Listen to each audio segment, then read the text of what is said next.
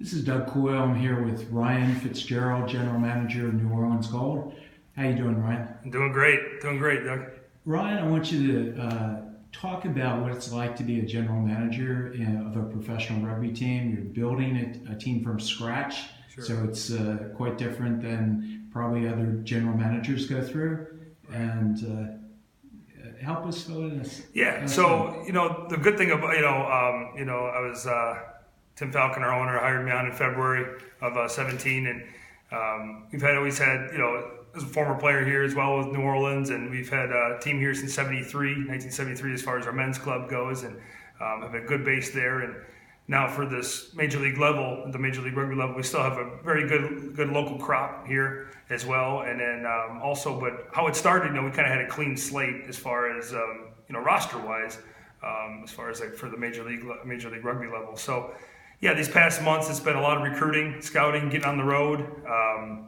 Getting on the road up to Ohio, to Wisconsin, out west of Texas, covered a lot of ground, and also a lot of word of mouth, as far as, when you do and getting rugby CVs and resumes coming in from all across the country and the world, from across, New Zealand, Australia, everything like that. So just looking through it, going through tape, between myself and Nate Osborne, our head coach, Todd Fitzgerald, our assistant head coach and assistant general manager, and a lot of our players as well. A lot of good guys that we've scouted and recruited and signed. I think it's good to have, rugby's a great sport, obviously, to have that cohesiveness and that, that bond and build a brotherhood. So there's been a lot of good guys that have, passed on information from other guys that are interested. And, I think we got a really good roster here, and we got the right guys. Herb Brooks, always talks about, not always necessarily the best players, it's the right players. I think we got to make sure of both. And we got to make sure of the best players and the right players. And all of them are very good, high character guys. And that's always a big thing to weed through and find out of, who's in it for the team, and who's in it for themselves, So I think we've done a lot of that, and we've done well. You're also bringing in players to act in a coaching capacity in various ways, youth, academy. Yep, absolutely.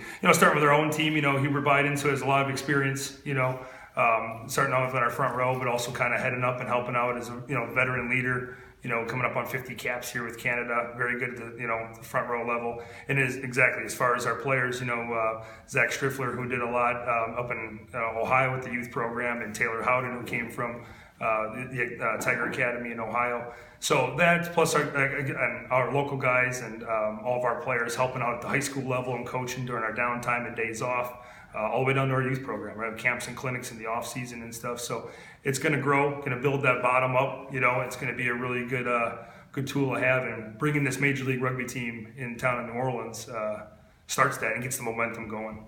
Beside player recruitment and signing them, what other responsibilities do you have as a general manager? Well, this past months, been doing a little bit of everything, wearing a little bit, multiple hats, as you get going. I'm sure a lot of guys on a lot of clubs are doing the same, as far as getting the word out there, getting Major League Rugby out there. You got sponsorships that you're involved with and trying to bring in those as well. But, from a general manager standpoint, a lot of obviously the recruiting and the roster, and make sure we're under the cap and getting guys here, getting guys in town, trying to find them a place to live, getting them work. It's a lot of that, getting them set up if there's, building our academy. Looking down the road, obviously, to the next year. You already kind of start thinking about the next year and where we're going and what we're going to do with that. And then as far as, off the field, there's, like I said, there's the academy stuff. There's also the sponsorship stuff that we're doing and trying to get the community involved, marketing and business side. So we got a great setup and everything that with Michael Lieberman, who just came on board and helping us out with the marketing, with the business side aspect. And, so he'll be helping us out with that, from the CEO standpoint, as far as getting us all involved and getting the locals involved, getting fans out there, and had a great side there. Tell us about this stadium that's been built, I should say. Right. Well, we sit right here, obviously, is at our Gretna pitch we've had for years, and this is our new locker room here that we have, and right here is where we'll have all of our daily practices, but also right down the road here at a Hope Haven campus, right by Archbishop Shaw High School. There will be a stadium being built there that's already under construction, and it'll be ready for our test matches for the season and everything, and. About a couple miles down the road from here. And good setup, really good setup, and it'll have everything that we need. I believe in talking to you previously, you said it's about a 5,000 seat. Yes, that's the overall. That's the overall what they're looking for. Try to look for the 5,000 capacity in that range. Yeah. With room for expansion. Of course, yeah. And tell us a little bit about your. This is the first day of training camp. Right. What your practice schedule is like. Yeah, this is our first official day. Yeah, training camp. We're going to go from here to about the 20th. We have a friendly against the Capital Selects to kind of end training camp on January 20th, where we'll kind of almost kind of use that a lot in ways as almost like that fourth preseason game, final preseason game, and everything on the NFL side. Trying to solidify and find your roster and your 23 man, and if you're carrying 30, 32 guys in that area. But from here on out, we're going to have a lot of, we'll have the morning session at 6 a.m. for a lift session for a lot of guys that are local, maybe have jobs and everything, part-time, guys that are on the fringe of playing with us and playing with our men's team. And then we'll have our 1 p.m. session is another lift session. This is all at the West Bank Athletic Club with our strength and conditioning coach, Bumbly, who's been outstanding, and all the guys have taken to and love where he's pushing them and really love the challenges he's bringing. So about 1 to 2:30 is our lift session. We have a reload time that we call from about 2:30 to 4:30, which is film room, kind of reload between with our athletic trainers that's there, supplied by West Jefferson Medical Center, who's been outstanding. They can work on hamstrings, ankles, anything we need there to kind of reload, regroup, fuel up again, video sessions.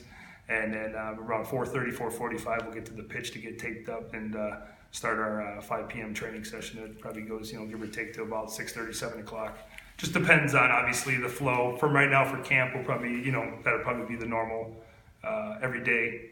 There's obviously some days off in between there, workload and everything like that. But Nate Osborne and Todd Fitzgerald, they got the whole, they got it all planned out from here to January 20th. And obviously, as the players, you listen to the players too. Between injuries, between guys getting hurt, you can see their fitness level. If they're at where we need to be, then obviously you can throttle down a little bit and save their legs. And if you need to ramp it up, we need to ramp it up.